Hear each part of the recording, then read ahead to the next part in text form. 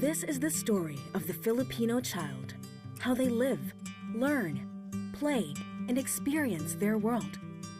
In the Philippines today, there are 40 million Filipino children exploring, growing, and dreaming of a good life. They dream of being teachers, engineers, artists, CEOs, and starting their own families. Let's take a journey into their lives, witness their challenges, and celebrate their milestones. Nearly 5,000 Filipino children are born each day. Because some of their mothers had poor nutrition, 27 of every 1,000 of them will not get to celebrate their 5th birthday. A third of them will grow up in extreme poverty, living in slums or inaccessible rural barangays. Their families living a hand-to-mouth existence, unable to take them to the health center to be immunized and be protected from diseases. There are still families with no access to basic drinking water and toilets. And yet, some children who do make it beyond their 5th birthday become malnourished. This becomes more of a problem when a typhoon, earthquake, or conflict threatens their family's safety and income and makes them even more vulnerable.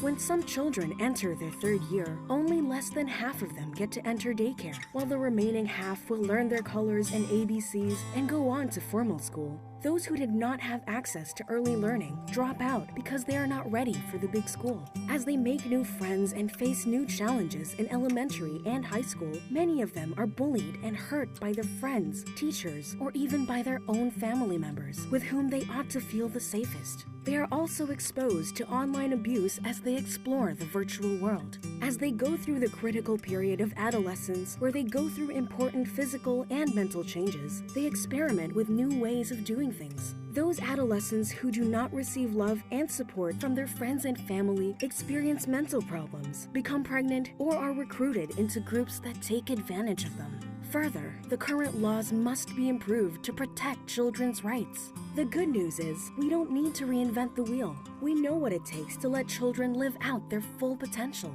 To make a difference, we have to continue to improve laws for children, build the capacity of government workers serving them, and make sure we have the right information and resources to respond to their needs. As a society, each one of us has a responsibility to ensure that all are heard and children do not experience violence, abuse, neglect, and exploitation. Because every child has the right to grow up healthy, educated, and protected to help them lead a fulfilling life.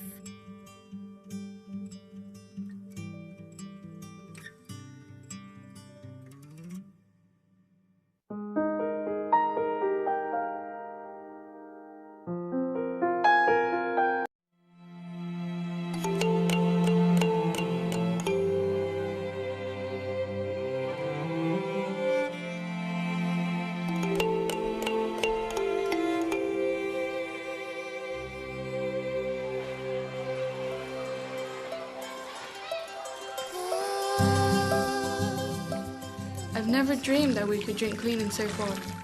We only had pit water before that was dirty and made us sick. Now we have tap water, all the family is happy.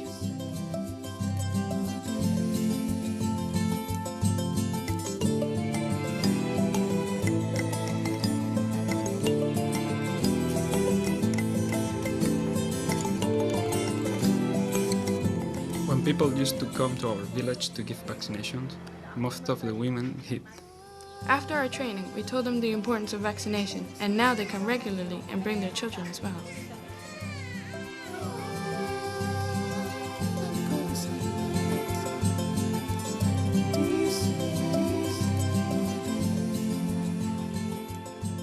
We learn about using condoms and discuss themes such as prejudice, homosexuality, and sexual relations. I can now contribute to the awareness of HIV/AIDS in my community.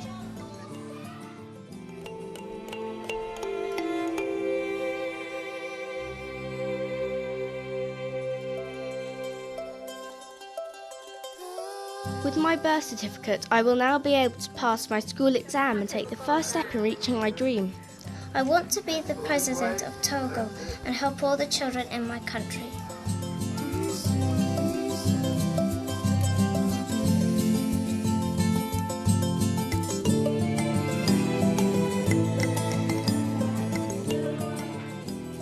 If I see somebody in the village who feels reluctant to send his children to school, particularly his daughters, I will mobilize some people to persuade him to do so.